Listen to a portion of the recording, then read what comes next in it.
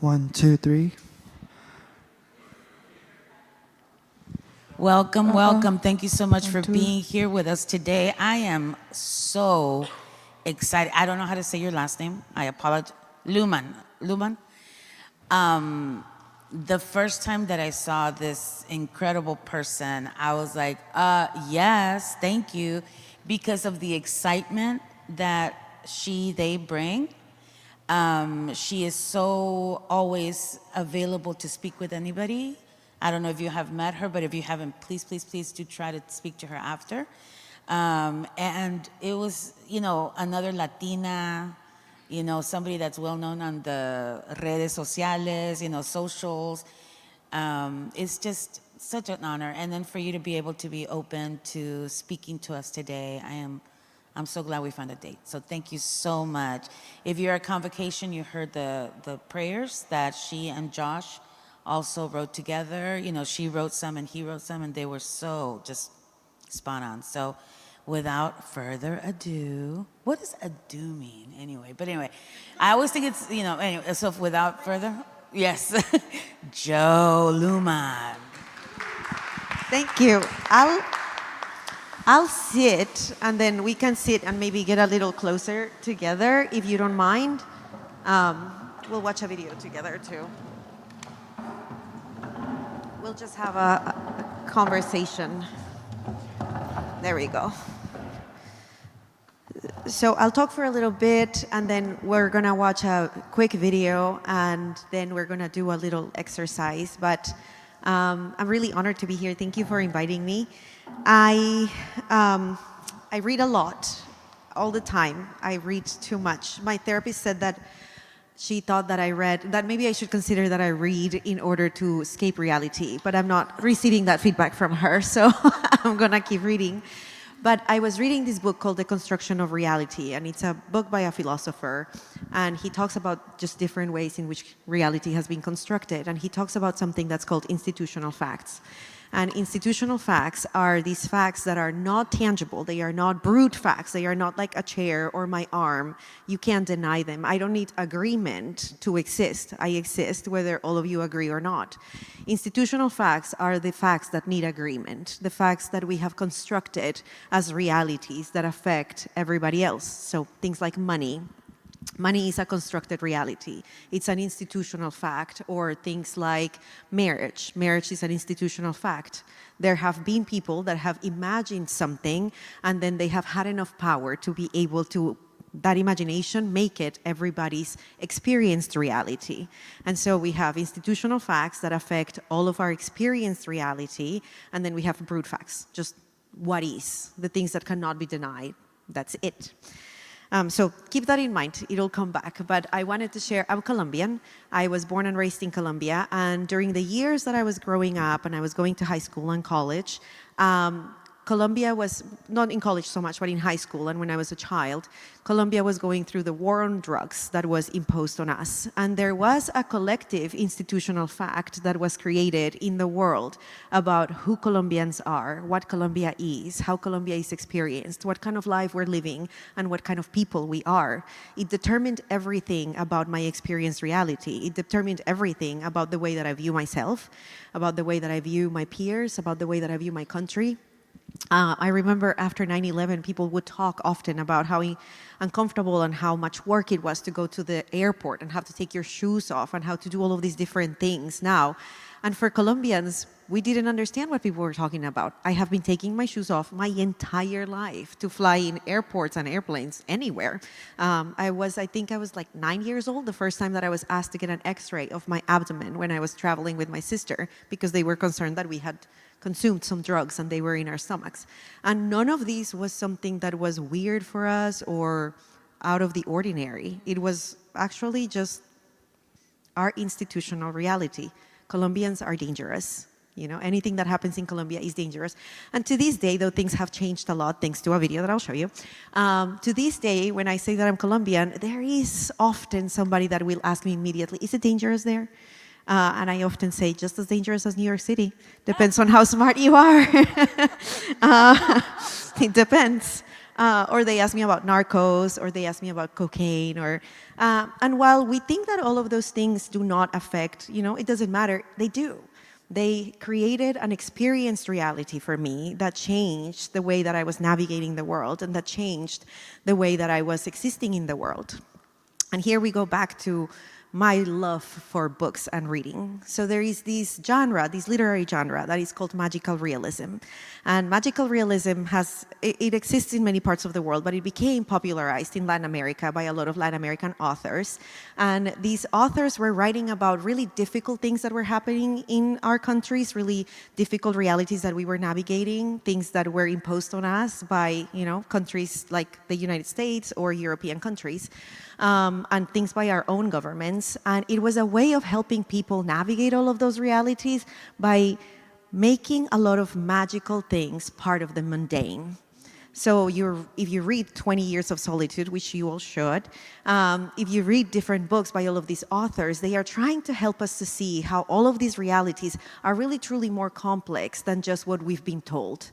The things are just not really the way that things should be or the way that just things are, but instead they start adding all of these elements that are magical and almost fantastical in some ways to help us imagine a different outcome and to help us imagine a different reality, to help us perhaps imagine a different future. This is the first time that I work in an institution of higher ed, and growing up in a country like Colombia, being in New York or being in a place like Union Theological Seminary was an impossibility. It was something that you visited maybe once in a lifetime, and you took a ton of pictures because maybe you were never going to be able to come back. And here I am, though. I'm here. I'm working in the midst of a lot of people, and I'm meeting a lot of people. And when I meet people and talk to people, and I'm sitting in Stewart Room watching, sketches that Nelson Mandela drew, I think, gosh, I'm experiencing a reality that wasn't supposed to be the outcome of the childhood that I had or the stories that I was told when I was growing up. I am experiencing a different reality. And then it made me think about what would it have been like for you to feel like this is normal, like this is your institutional reality, is that you belong. Your institutional reality is that the stories that you tell people about theology, about the economy, about anything are actually good about you. The things that people say about who you are and where you're from are positive. How does that shape and change the way in which you move through the world? How does that affect the way in which you see yourself and you see others, in which you treat yourself and you treat others? So in the early 2000s, the Colombian government, because of the very deeply influence that Gabriel Garcia Marquez has in our country, honestly, the man is a legend, was a legend in Colombia. They created the Ministry of Tourism and Commerce created this series of videos. And in this series of videos, they were pulling from the way in which he talked about Colombia and the way in which he wrote about Colombia to be able to tell a new story about Colombia that started reshaping the way that all of us collectively started to view ourselves and talk about ourselves. So I don't know that we have the thing connected to the video yet, but I think that I can probably put it here. Honestly, it's fine. Thank you.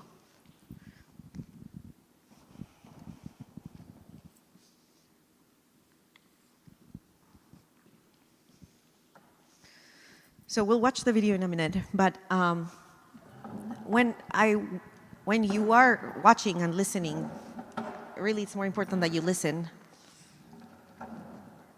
I want you to... No, it's fine. It works out. I want you to listen to the words that are being said in the video and think about the world that the video is painting for you. I want you to really listen and to really watch and say, oh, does this align with the image that I have of Colombia? Does this not align? What does it make me think of? What does it evoke in me? So you can press play.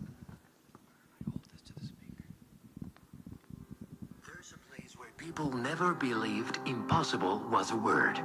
A place where the rivers wanted to be an ocean, and the ocean grew weary of its solitude and joined the waterfall, the mountain, the snow peaks, and even another ocean. A place where the past lives harmoniously with the future, and the word infinity is written on the colors of the beach, the mountains, the jungle, and the sky. A place that challenges the imagination every single day. A place called Colombia. No one can imagine what Colombia is like. The sea really has 7 colors, where the angels go on vacation. The beauty, the variety of animals, the energy of the river, the jungle, the adventure of my life. A walled city open to the world. Without knowing, you fall in love. You feel close to the sky. In fact, you are in the subsidiary of heaven and the salsa's capital. A paradise where whales come for vacation. It's magical and full of colors and contrasts. A place that surprises you every day in a different way. The city that blooms and never goes out of fashion. The city of the everlasting spring. A country full with history and culture, where you arrive one day and when you leave, you know you must return. A country of people who welcome you with open arms and a cup of coffee on the table. Catches the passion of the Colombian people. The people you always want to have close by. The most beautiful people in the world. You feel alive, and you realize that Colombia is not what you thought it was. A place where you will be surprised every day in a different way. Where reality can be magical, and where happiness is just around the corner. Colombia. Colombia. Colombia. Colombia. Colombia. The only risk is wanting to stay. Thank you. So this video started, this was one of many, many videos that they created, and they were playing everywhere in the airplanes when you were flying from Miami to Colombia, everywhere. They were playing all these videos. And things like where angels go to vacation, where the whales come, where like all of these are aspects of magical realism, where they are, it's just, the people are just going to the beach, but they make it magical. And that's the way that Colombia really is. That's the way that we exist in the world. We're always thinking about all these magical things, and the butterflies have meaning and everything. And I walk around the city of New York, and I find magic in all of it. And I think that magical realism became a way for us to be able to start believing and embodying a different reality than the one that we had been giving, start challenging the institutional facts that we didn't agree upon. There are so many institutional facts that we didn't consent to, most of them, right? I mean, who consented to money or marriage? Like, we didn't consent to any of these things, but are things that we just have agreed upon because we are not supposed to question them. But when you talk to marginalized people specifically, when you talk to people that have not been a part of the ones that are imagining this reality, because everything in institutional facts is imagined reality, then you realize that this is not serving us. This is not actually working for us. And magical realism offers us an opportunity and an invitation to say, give yourself permission to actually put a lot of magic into your life and magic into the world, and start imagining a future in where your reality is not something that you didn't consent to, but instead it's something that you really, really want to see happen. And it takes power, right? So I was talking about like imagining being here and having the power to be able to say, this is the theology that we're all going to agree upon, or this is the economic system that we're all going to agree upon. You have to have a ridiculous amount of power to be able to make your imagination everybody's reality. But we all have levels of power. So I'm a mother now, and I have 4 children, and I was just telling Dean Montes, all of my children identify as Colombian, even though they were all born in California, but none of them think of Colombia and imagine drugs, or think of Colombia and imagine violence. For them, Colombia is a magical place where we go sometimes to visit family, and a lot of magical things happen, and a lot of beauty happens, and a lot of animals that they never thought they could see are available to them. Because I have the power to shape the imagination of my children, because I'm their mother. And wherever we have power, we have the ability to actually infuse a new imagination. And the collective imagination is exactly where a better future is at. And that's where pluralism matters. And that's where listening to people that perhaps didn't have the same experiences as us matters. And so one of the things in which oppression works and does a really good job is in telling us these institutional facts are just brute facts. There is nothing you can do to question them. They are just realities that you have to live with. And magical realism gets in there through the power of art and literature to say, actually, that's not true. We can imagine a different world. We can imagine something different. And collectively, we can have just enough power so that we can start moving the needle to create a different world where we imagine something different.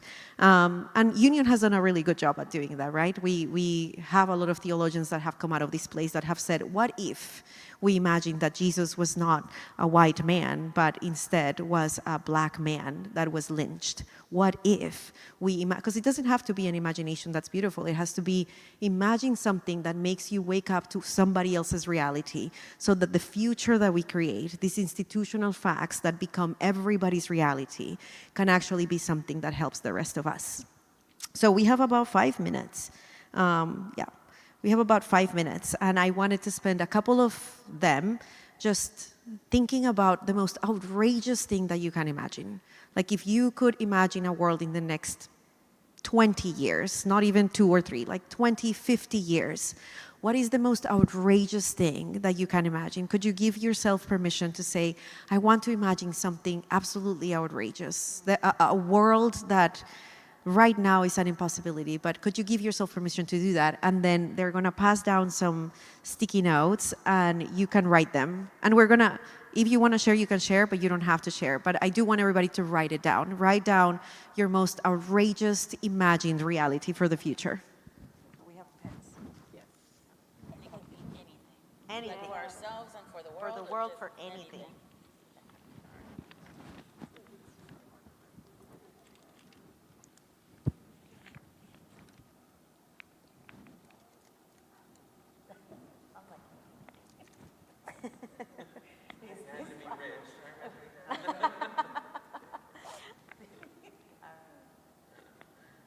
And then in 10 years, it's going to be like, oh my God.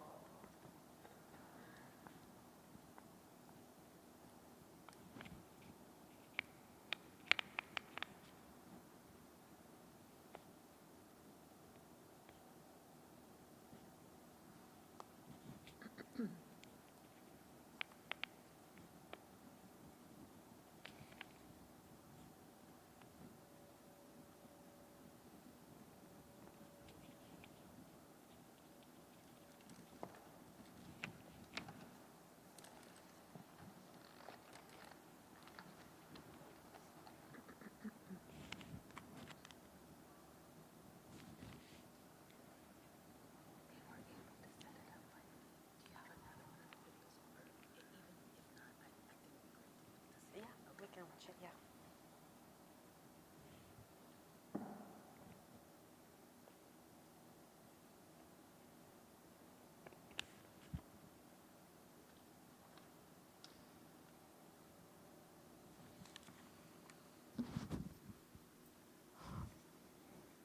We can watch the video now, and then we can share. I'll play the video so that people can hear better.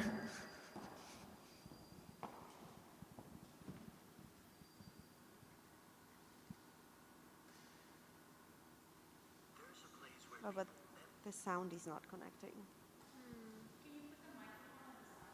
Yeah, give me, I think that the sound is not connecting because of this. Give me 1 second. It's okay. We can just use the microphone again. Let me see if I can do it for a second. If not, we'll do that. All right. Where is it?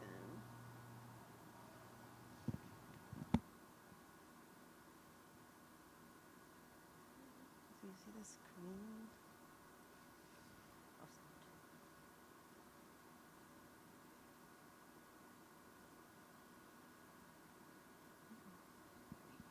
That should work. Thanks. I think that it's just not connected to the system, so that's why. Let's Yeah, out your let's put computer the. because we don't get the fan sound.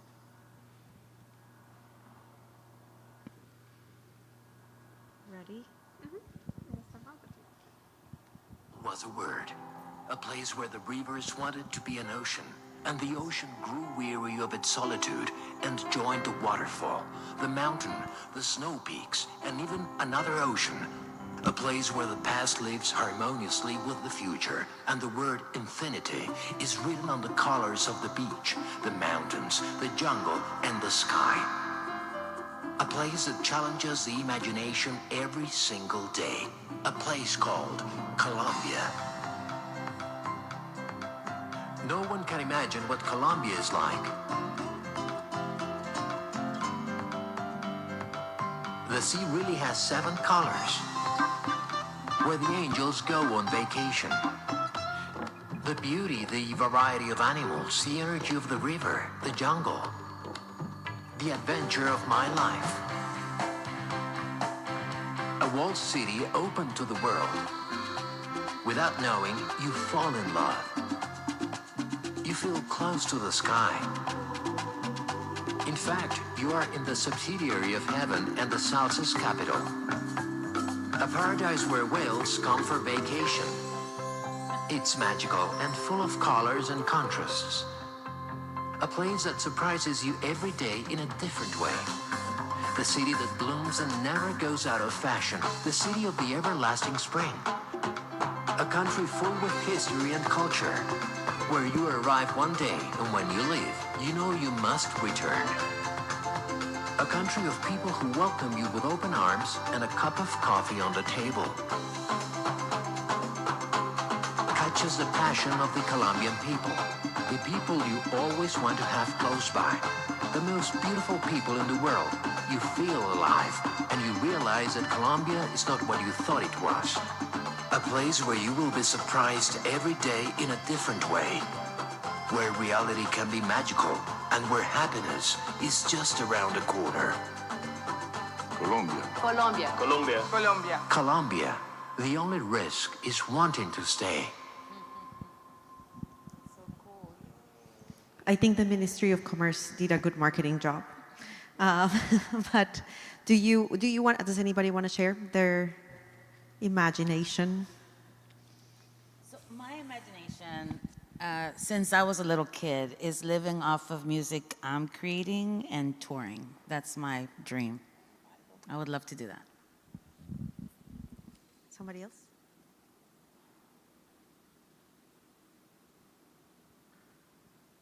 I'll share one of mine. I wrote a couple, but I imagine a world where child abuse is an anomaly.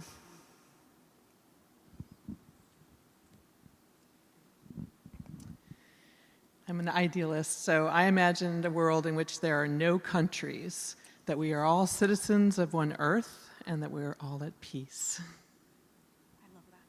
No countries. Oh, thank you.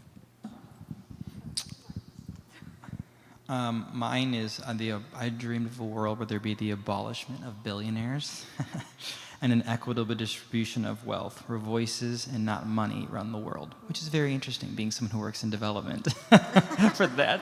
Really? Oh my God. I love that. Equal distribution of income.